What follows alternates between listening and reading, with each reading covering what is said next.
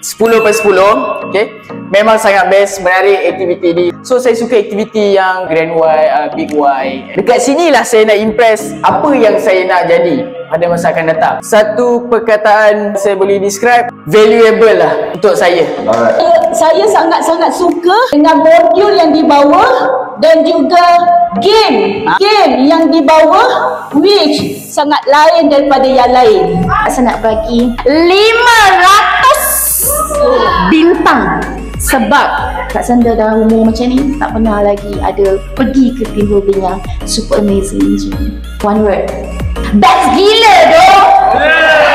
Benda yang paling touch sekali adalah sesi malam dekat kolam. Memang dekat office tu kita dah tahu sikap masing-masing kan, tapi bila dekat kolam tu dia one by one, dia macam lebih tahu lagi each other.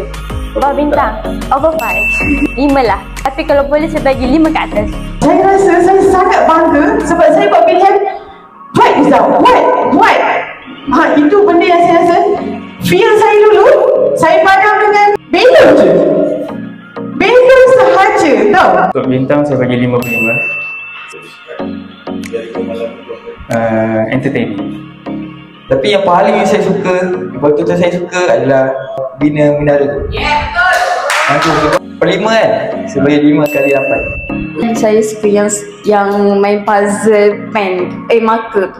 Sangat best sebab saya rasa macam challenging gila. Macam mana kita nak alert dengan orang sekeliling, macam mana kita nak dengar arahan. 5. 5.